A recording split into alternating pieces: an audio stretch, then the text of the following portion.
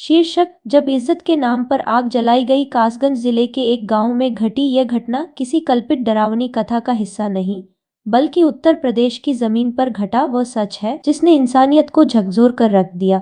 जनवरी की ठंडी रात थी, जब गांव के बाहर जलती चिता से उठता धुआं आसमान में घुल रहा था। यह चिता किसी बीमारी या उम्र से मरे इंसान की नहीं थी, बल्कि एक 16 वर्षीय नाबालिग लड़की की थी, जिसे उसके ही परिवार ने इज्जत और सामाजिक भय के नाम पर मौत के घाट उतार दिया।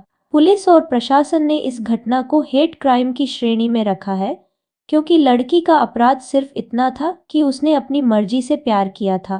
पुलिस जांच और स्थानीय सूत्रों के अनुसार यह किशोरी पिछले 2 वर्षों से अपने ही गांव के 16 वर्षीय लड़के के साथ प्रेम संबंध में थी। दोनों पड़ोसी थे और एक दूसरे को अच्छी तरह जानते थे।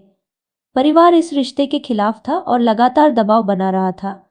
आखिरकार 9 जनवरी को दोनों घर से निकल गए और आगरा पहुंचे, जहां उन्होंने एक रात बिताई।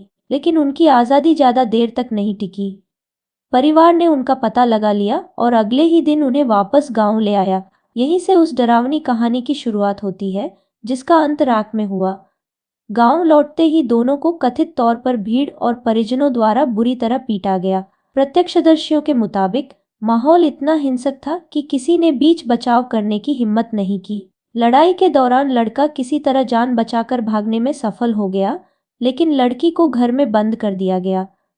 पुलिस का कहना है कि इसके बाद उसकी हत्या कर दी गई। हत्या के बाद परिवार ने अपराध छिपाने के लिए शनिवार रात ही शव का अंतिम संस्कार कर दिया, ताकि कोई सबूत न बचे। रविवार सुबह पुलिस को सूचना मिली कि गांव में एक लड़की का शव जलाया जा रहा है। सूचना मिलने ही पुलिस मौके पर पहुंची और चिता को बुझाया, लेकिन तब तक बहुत देर हो चुकी थी। शरीर पूरी तरह जल चुका था, केवल अस्थियां और राख ही बची थी।